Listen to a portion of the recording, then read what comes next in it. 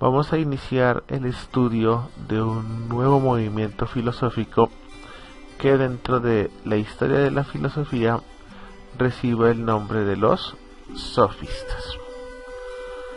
Para podernos ubicar mejor, vamos a hacer un breve recorrido del contexto histórico en el cual se movía Grecia.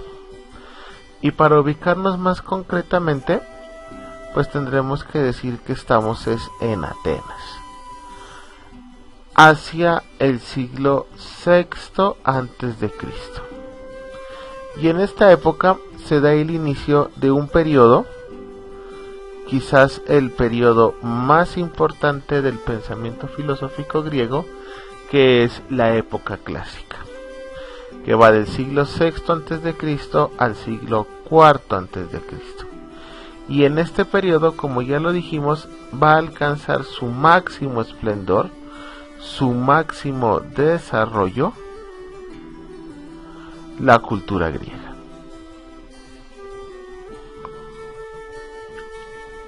Las primeras décadas del siglo V antes de Cristo, la Hélade como tal, toda Grecia se vio involucrada en las famosísimas guerras médicas, las cuales Grecia luchaba contra los persas.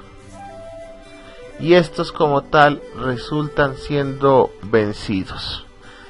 En el año 477 se crea la Liga de Delos, y durante el mandato de Pericles, del 443 al 429, aparece Atenas, quien comienza a desarrollar un interés político marcado, y es tanto así que Atenas, al comando de Pericles, impuso su soberanía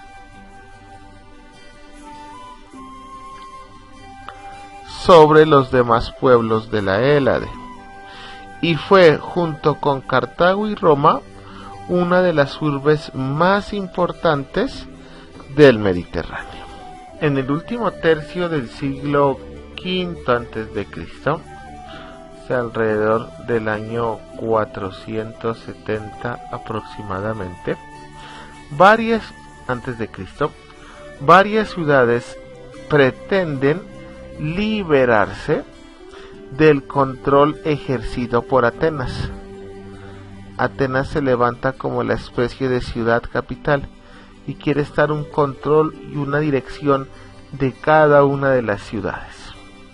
No se olviden que los griegos creían en el concepto de polis, de que cada ciudad era un estado, y no lo aceptan.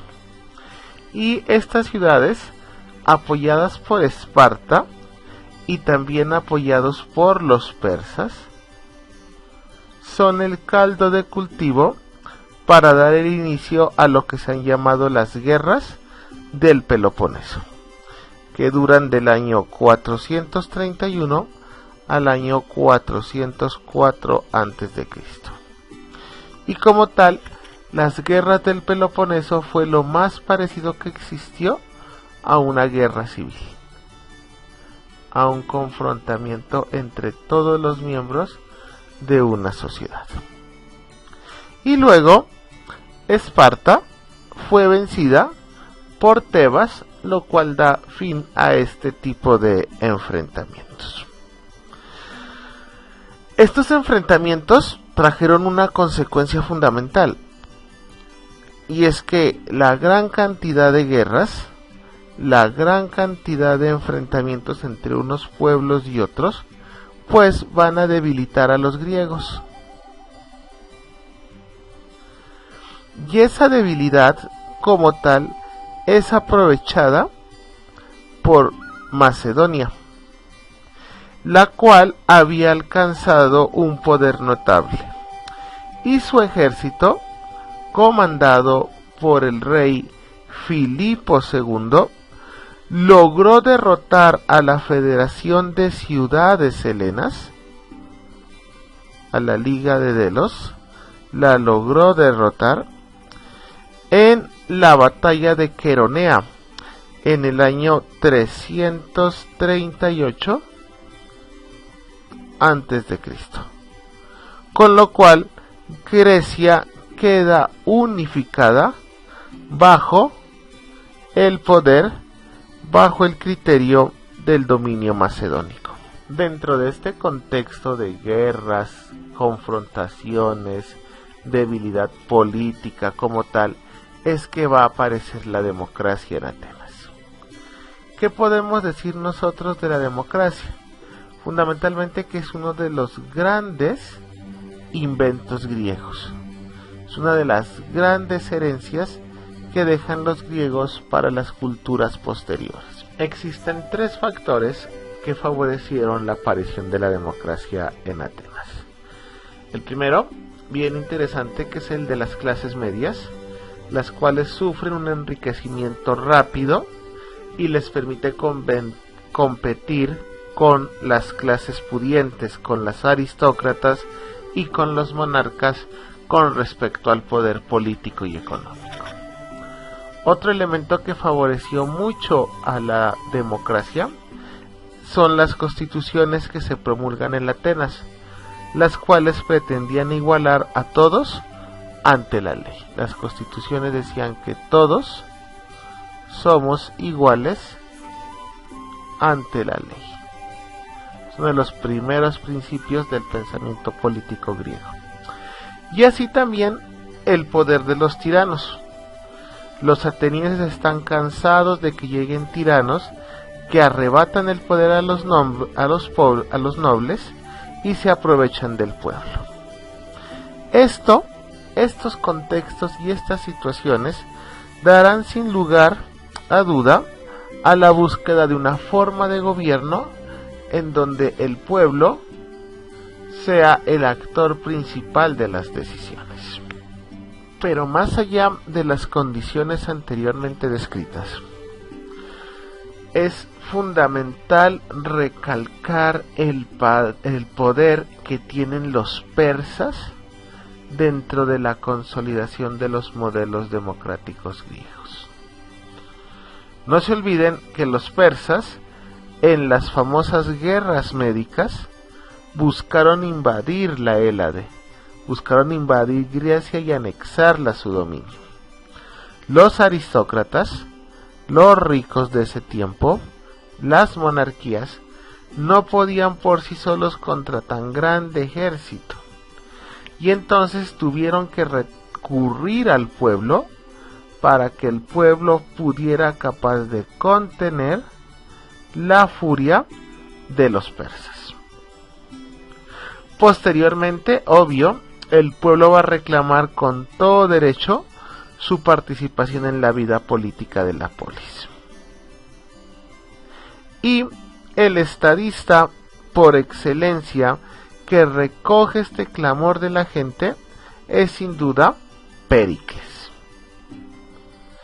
Pericles conduce a Atenas a la plena, no nos olvidemos de esa palabra, a la plena realización de la democracia y a una situación de bienestar en donde las reformas políticas que se hacían lo que buscaban era alcanzar una mejor forma de gobierno, lo cual le dio a Pericles un gran prestigio de ser un gran estadista y organizador de la ciudad. Pericles, además de ser un gran estadista, fue un gran ejecutor y realizó una gran cantidad de obras importantes con las cuales se erradicó de Atenas el paro, el desempleo y la pobreza de la gente. Estas posiciones llevaron a Pericles a tener un gran prestigio, el cual comenzó a decaer en las guerras del Peloponeso.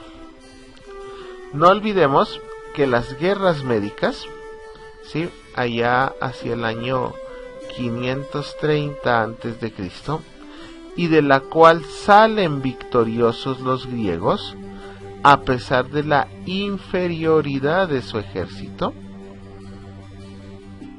y en comparación con el poderío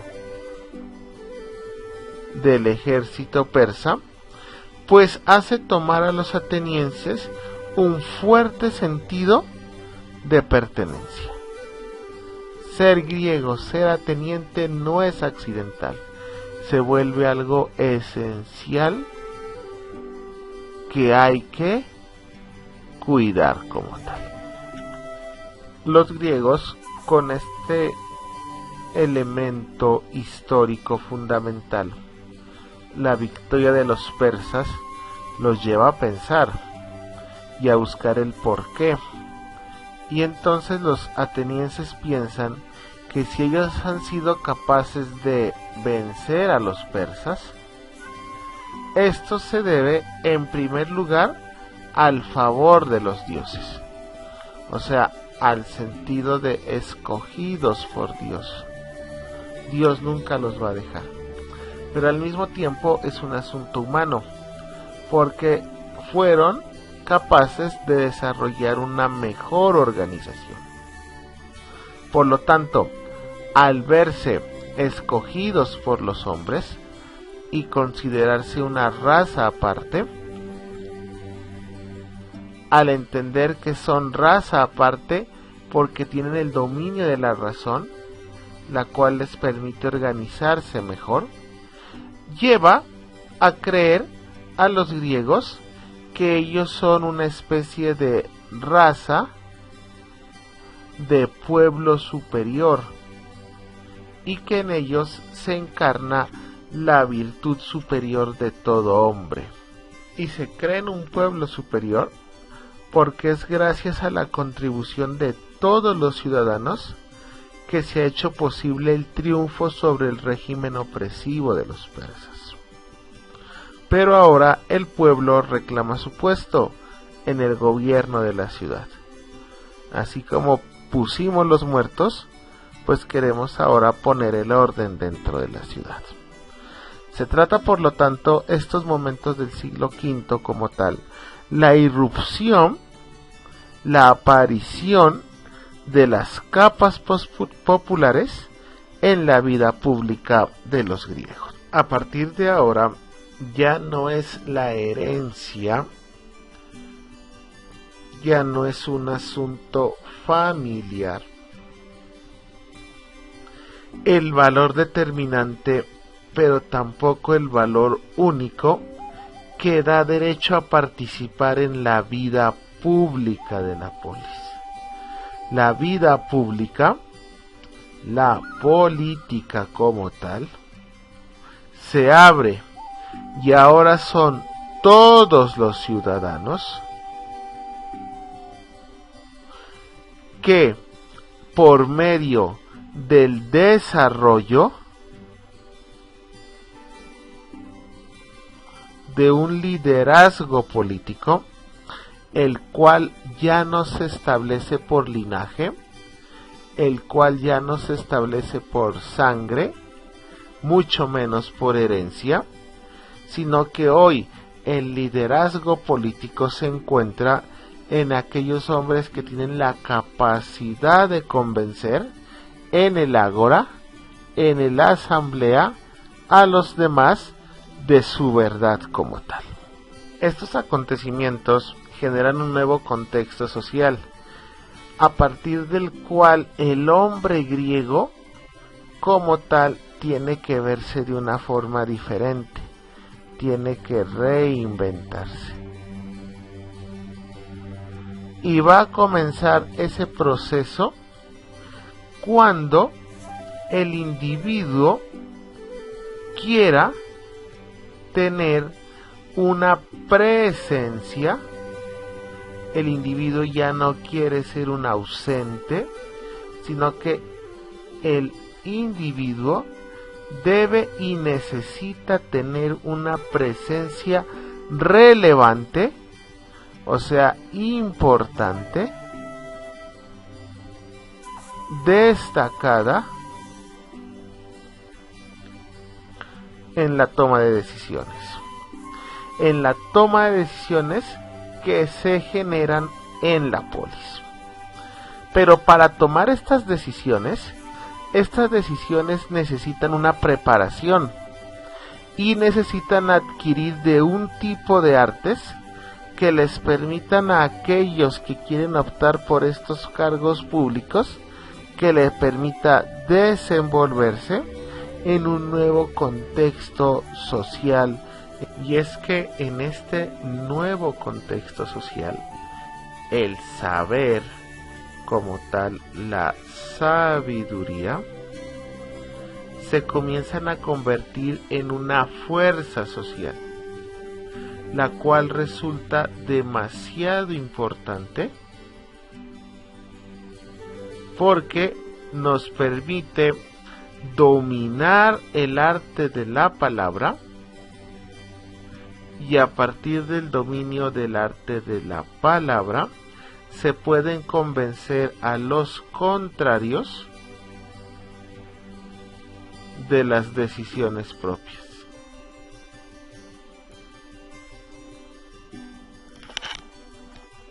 Es en ese contexto en donde aparecen los sofistas. Y es que los filósofos de la fisis, los filósofos de la naturaleza, comienzan a caer en desuso, comienzan a perderse el interés por buscar este tipo de respuesta y se lanzan más bien a hacer una reflexión en el campo de la moral, de las normas que rigen como tal a los individuos, y en el campo de la política, en el campo de lo práctico, que es el arte de gobernar a la ciudad como tal. Este nuevo entorno político y social desarrolla también un nuevo entorno filosófico, lo que permite un giro antropológico en el desarrollo de la filosofía. Ahora, la filosofía como tal va a dirigir toda su atención, la prioridad de su reflexión va a estar encaminada en tres campos como tal. El primero, el campo de la ética; el segundo campo, el campo de la ética; y en el tercero, el problema del conocimiento. Porque para los sofistas y para estos contextos nuevos, el hombre tiene que ser bueno, pero no para sí, sino con los otros, y ese bien con los otros implica saber qué es el bien y qué es lo bueno. Entonces hay que estudiar el conocimiento, pero sobre todo dentro del conocimiento, hasta donde es posible llegar a un conocimiento libre de error. Como tal, los sofistas vienen a constituirse en la segunda generación de filósofos, los cuales como tal sí superan a los presocráticos, cuyo motivo de estudio estaba centrado únicamente en la búsqueda del origen de los seres. Esta búsqueda, esta indagación sobre el arjé del universo, era el criterio fundamental en el modelo filosófico primero que se desarrolló en Grecia, en el modelo filosófico de los presocráticos. Pero los sofistas superan esta concepción como tal. Para muchos, la pregunta que asaltará es: ¿y por qué la superan? Es más, ¿por qué aparecen los sofistas y desaparecen los presocráticos? Nosotros podemos decir que fundamentalmente existen dos razones. Hay dos motivos para eso. Y son o tienen relación con el cambio de mentalidad que se estaba desarrollando en la filosofía de esta época. La primera razón se está centrada en que poco a poco los griegos y los filósofos se dieron cuenta de la insuficiencia del modelo presocrático. que la búsqueda del arjé de las cosas no parece tener una respuesta unánime. Y segundo, porque el interés ya no es el origen del universo. El interés de los griegos es participar en los debates, ganar honor y prestigio. Y entonces la aparición de la democracia en Atenas permite el cambio de los ideales sociales que se desarrollaban en esta época.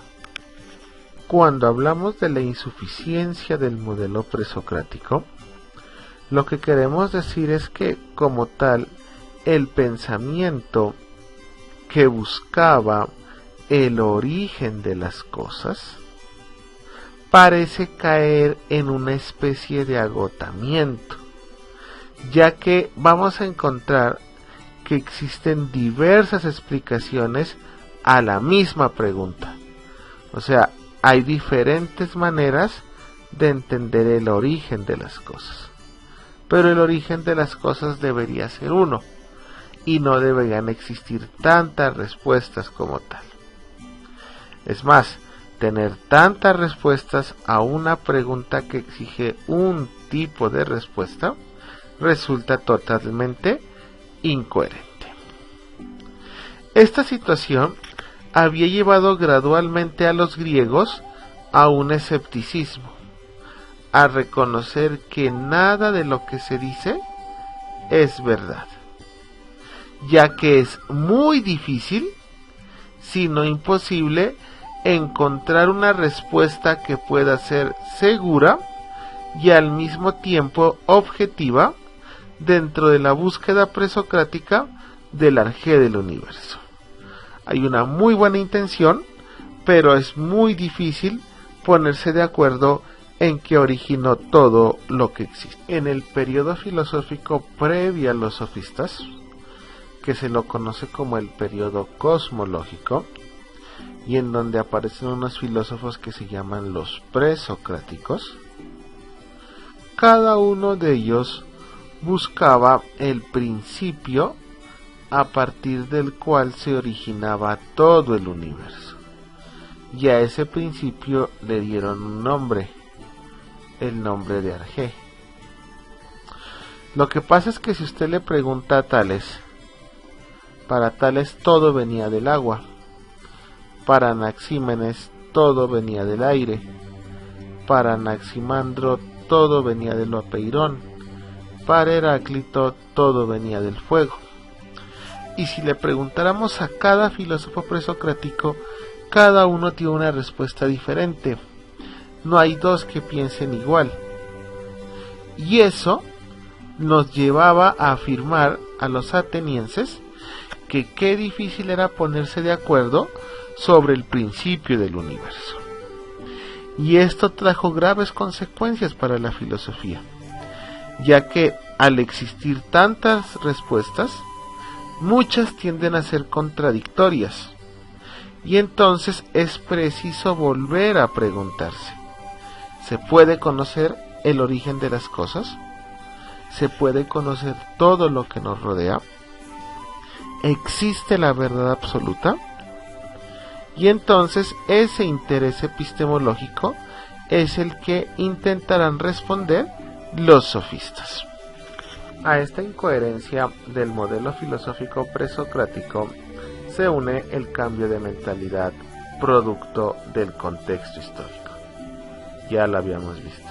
El contexto histórico produjo un cambio de mentalidad que poco a poco se fue imponiendo también en Atenas, bajo los ideales de que todo lo que sucede en la polis debe ser el producto de una construcción democrática.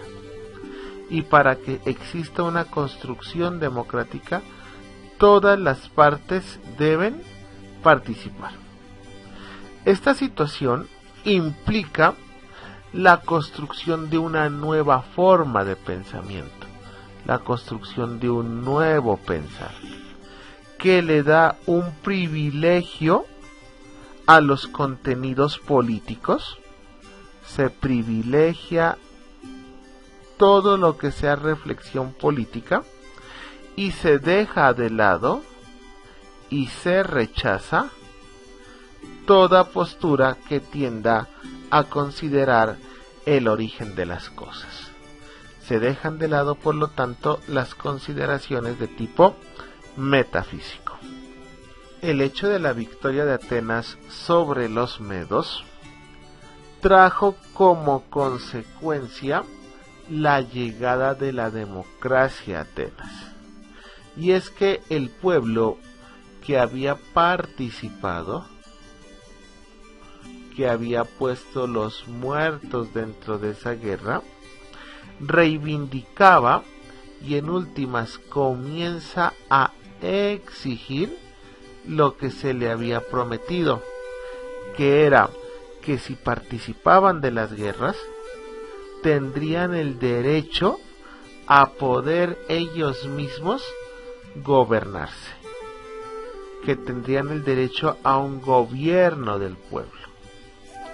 Pero ese derecho, con el tiempo, los griegos se dieron cuenta que no se podía hacer de buenas intenciones, sino que ese gobierno necesitaba de una formación. Y con esa finalidad, con la finalidad de la formación para la vida política, no es otro el interés de los sofistas como tal, y en ese afán de formar para la vida política es que surgen los sofistas, que son los primeros profesores a los cuales se les paga por enseñar filosofía. La anterior situación contribuyó para que los filósofos se dedicaran a la educación. La educación se convierte en el eje, en el centro y en la clave de la vida social. Para este nuevo contexto de educación va a aparecer en Grecia un personaje que hasta ese momento no había sido conocido, y a ese personaje se le da el nombre de Sofistes, palabra que inicialmente tuvo el significado de intelectual y profesor, y que en su mayor apogeo recibió el nombre de maestro de sabiduría. El siglo V es el momento más brillante en la historia de Atenas.